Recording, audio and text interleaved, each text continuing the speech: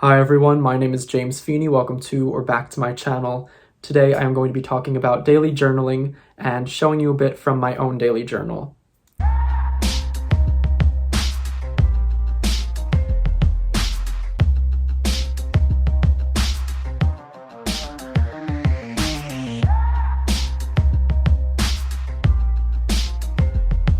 So before we head over to my sort of tarot, creative, sacred table where a lot of that stuff happens, I want to speak to daily journaling and journaling as a process and an activity or exercise that can be used and beneficial in a bunch of ways. Now, I have a video on my daily tarot journaling that is a few months old. This is something I wanted to revisit, and I think today's, while touching upon tarot journaling, we'll also touch upon the general idea of journaling and journaling for other purposes. My daily journaling practice now incorporates tarot, and that's a big part of it, but it also touches upon things like gratitude, manifesting, magical aspects, and also introspective and interpersonal sort of musings. So I've picked a few entries that I feel are very indicative of what it is that I do each day now, but aren't overly personal, that don't go into the minutiae and detail of various circumstances that I'd rather keep private. But daily journaling for me is something that makes me feel good. It makes me feel more self-aware. It helps me to better assess where I'm at and start any given day from a place of almost like a knowing. It gives me an idea of my trajectory for the day. It helps me to then reflect on where I was or where I'd like to go. It also helps me to just be more mindful when I'm stating what I'm grateful for. I start to feel better right off the bat, and then as I go through the day, I view things a little bit differently. I think the way that I look at any given circumstance or experience or tangible thing, I start to feel a lot more appreciative rather than just numb or kind of constantly consuming and experiencing without acknowledging. So it helps me to acknowledge a lot more in my daily life. And of course, I do pull a tarot card and a playing card, which you will see. And for me, that enhances my personal tarot practice, my meanings. It gets me thinking, it gets the gears of my mind turning, and it also helps me to reflect and be introspective. And it's fun to see also as the day progresses how those things apply. And as far as manifesting, I think on a subtle level, it's almost this repetitive type mantra where a lot of the things I want to manifest, I continue to write over the course of a while, and I do start to see those things amount and come into being in my life, and I found that to be very interesting. I think I make more unconscious decisions and steps to make those things happen when I take the time each morning to write them out, and it's almost like I'm ingraining them into myself. I think that a daily journaling practice is something that is beneficial for numerous reasons, for almost an infinite amount of reasons, and I think it can mean a lot of things to a lot of people. I know it's not always easy to take the time or have the time and allocate it toward that. It's easy to fall off the bandwagon of sticking to it. And for me, it's something that is important to be a routine. It's also important that you enjoy it and that you find that it provides something for you. So the style of journaling I had a few months ago in my previous video no longer worked for me, and I did find that I wasn't journaling as regularly, and I had a few weeks or a month here where I just really didn't journal much at all. And I think that that is telling of the fact that a daily journaling practice shouldn't feel like a chore. It shouldn't feel like something you are doing as an obligation. Of course, if the day is more difficult or there are outside extenuating circumstances that make it feel more difficult, that's one thing. And I think that the idea of keeping it as a routine helps to push through those sorts of days. But ultimately, if you aren't feeling excited by it, if you don't think it's helpful, if you don't look forward to it in some capacity, you're not going to do it. You're going to be less likely to not give it your all. And if you're not invested, the return on investment is not going to be as substantial. So if you're not investing your excitement, your attention, your emotions into this practice, you're not going to see the results that you want from it. So the more you can sort of get yourself focused and hone in on what it is that you like and want out of the practice and then feel good about doing it, the more likely you are to gain any of the benefits and positive sides that come from it. So without any further ado, we're going to head over to the space. I'm going to take you through a few excerpts and entries from my journal, let you know and show you how I go about it. Hopefully that can be inspiring if you're looking to start or change up or switch or get back into a journaling practice of your own. Likewise, I encourage you to let me know what sorts of things you incorporate into your journaling process. Is it a daily thing for you? And if it is, what sorts of things do you write about? Is there a structure to it? I'm very curious. So we're going to head over right now. All right, everyone, so we're over at my sort of tarot, creative, sacred space sort of table where a lot of things go on. I usually keep my journal out here. For me, keeping my journal out and in line of sight each day is important. If I have to go out, seek it, and find it off of a shelf or a cabinet or a drawer, I'm less likely to touch it. If I put it right in a space where I know I have to be each day for one reason or another, I'm more likely to feel inclined to write in it, to feel almost guilty if I don't. But lately, I've been really good about keeping myself interested. I switch it up when I need to. I want this journal to serve a purpose for me. I don't want to feel like I am serving it, as in I feel obligated to do it. I'd never want that to be the case. So I pulled out also the 2 decks that I use as sort of a prompt or a way of going about the journaling. So here's the pen I usually use, and I also always keep around these colored pens. For me, the idea of incorporating color or drawing at some points is very important, or at least it has become very important for me. So I'll keep these around, and to me, they are something that excites me, and I look forward to the little doodles and drawings and sketches I do. So we're going to look at the journal. These are the decks that I usually use. This is just the trimmed Thoth, and that's helpful for me to kind of get going. I think something that you can use as a jumping off point for your journalings, whether that be divination or a topic, maybe it's a subject of something you know you have to do that day. If you're spiritual, you can talk about your practice. You can go by the moon cycles. I will also, in this journal, I do include non-daily journaling type things where I speak to my activities on a new and full moon, or if I do a spell or a working of some sort. So if you're spiritual and you do use cards, these are a great way to start off your day, to maybe reflect on the energies or the potentials or to forecast. So I'll use a playing card, and this also helps if you're learning. I'm in the learning process of learning playing card divination, so this is the deck I use, and it helps me to kind of get a touch base each day, so that way I get some practice regardless. So I really enjoy this journal. I've talked about it before.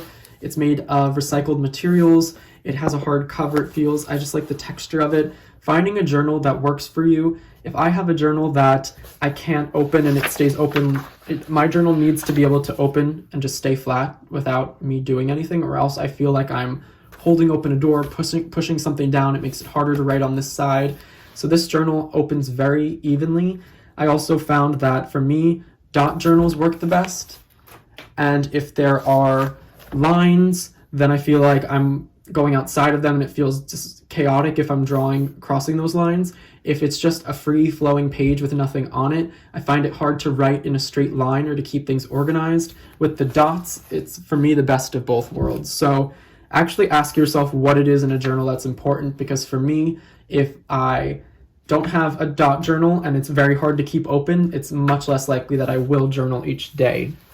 Now, going for examples, I don't want to flip to anything too personal on accident, because there are some things like that in here, but I have picked. Okay, so this is what it looks like. I will explain. So let me just take this sticky post-it off.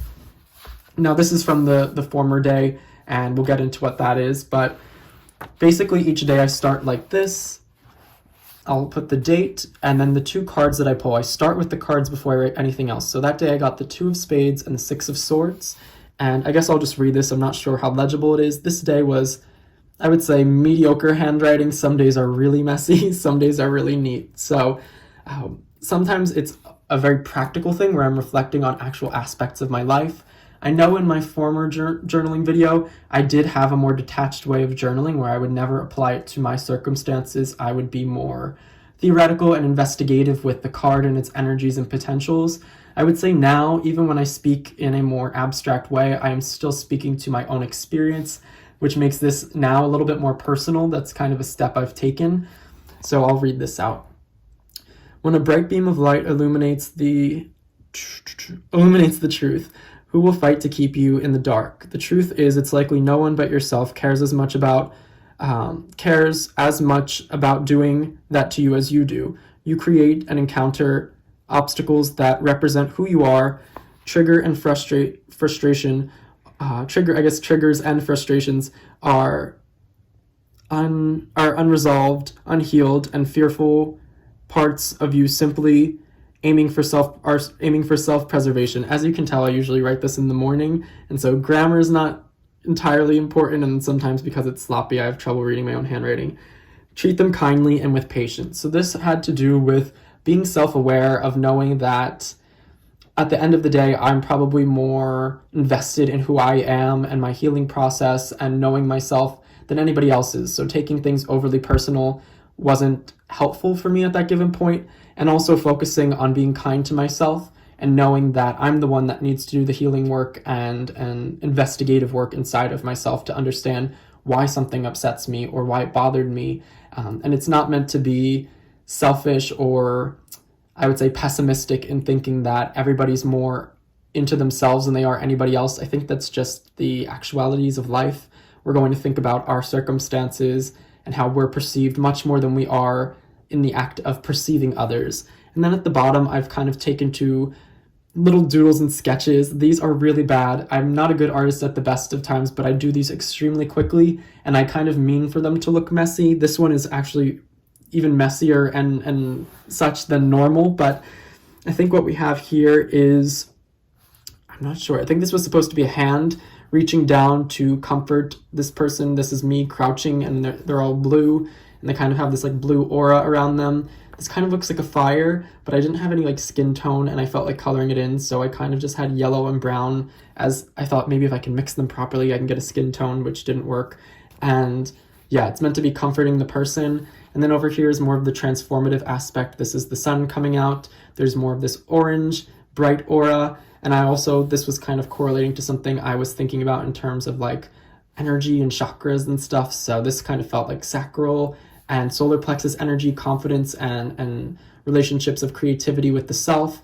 The blue to me was more throat chakra and not being able to speak. And that's kind of how I was feeling on that day.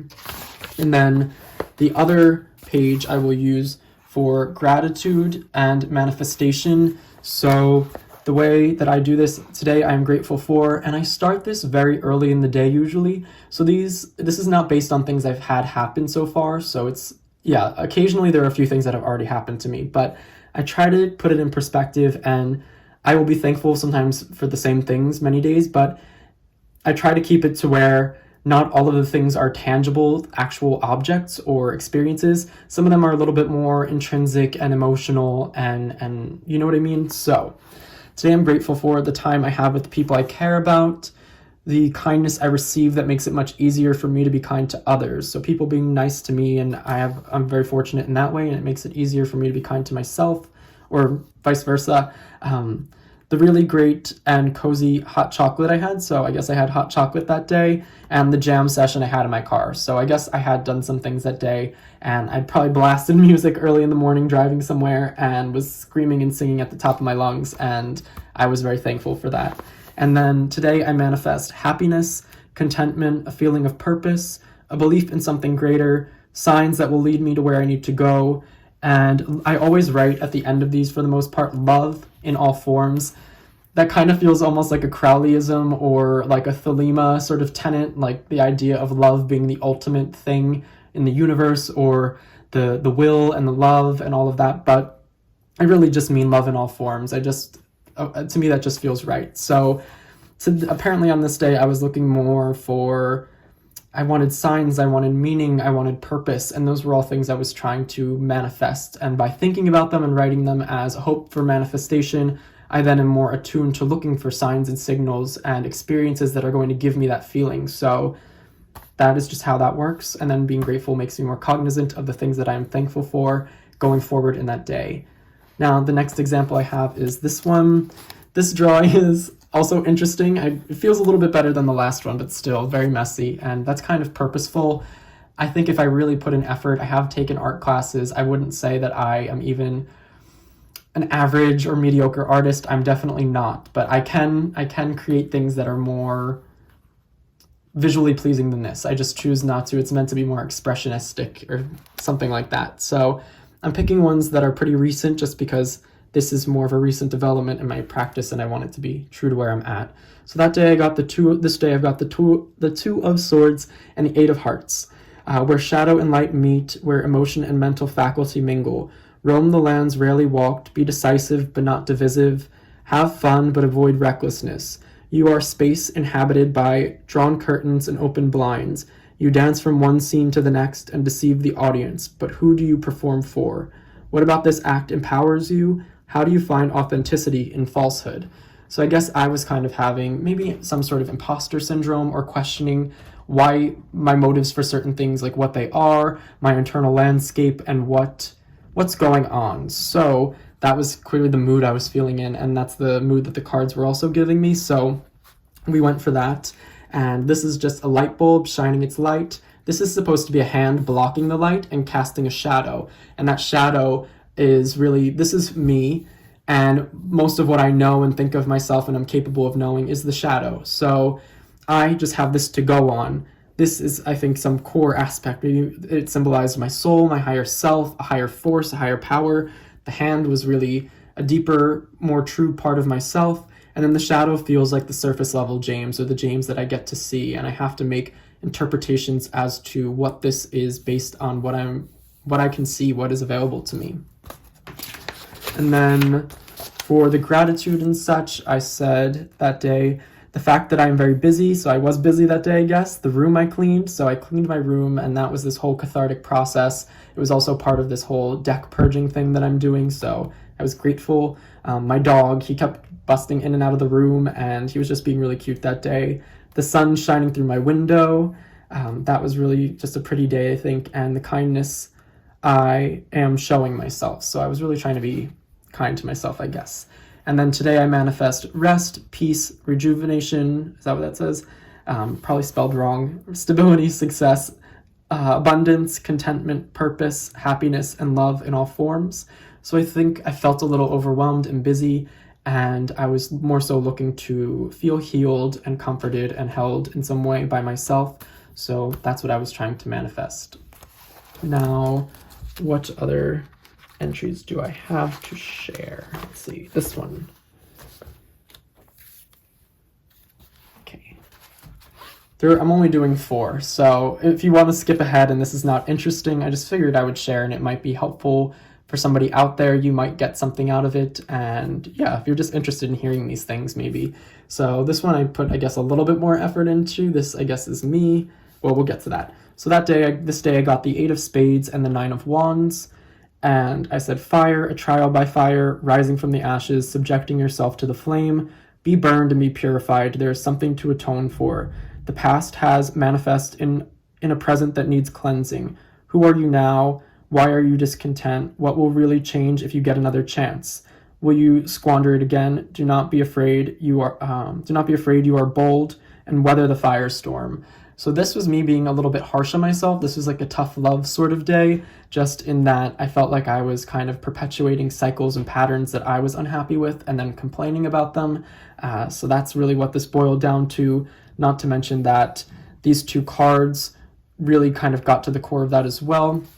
And so to me, this was just an idea of fear and complacency keeping me from opportunity and growth and furtherance of myself, and having to walk through this fire. So that's the fear, having to walk through it, but ultimately you get through it, you get to the other side. Otherwise, you kind of just hang back here, you keep repeating the same patterns, and you wind up disappointed, and that's no good. So that's what that image kind of spoke to. And then the things I was grateful for on this day, I kind of held off on the other page because I just realized it was more personal, and it spoke to this moon ceremony I did. So yeah, just trying to not show that one so much. Today I'm grateful for my health, my loved ones, the sound of rain on my window, the comfy clothes I'm in, the extra time I spent on breathing exercises in the shower. So this was a lot more of just the little things of my day that I felt contributed to the overall, I don't know, just made me feel grateful for the little things I did for myself. And then today I manifest improved health, happiness, financial stability, relaxation, motivation, fulfillment, and love in all forms. So next we will move on to the final entry. Okay, so this, I guess, kind of got mixed up because I journaled about other things, but it made it more helpful actually, because now this part's here and that part's there, and you can see the whole day in one sort of glimpse. But is this today? I think this is actually today. Let's see. Yep, today's the 2nd. So, well, I'm filming this on the 2nd. So, the cards of the day were the Princess of Wands and the 4 of Spades. So I wrote, excitable change. You have the raw power and potential to knock the many things off your to-do list, or to knock the many things on your to-do list off. Add something to it that'll make it fun. It doesn't all have to be work. Find yourself in what you do. What does it say about who you are? What is it all for? Question your own motives and act from awareness. You can accomplish a lot more that way and understand how it reflects you.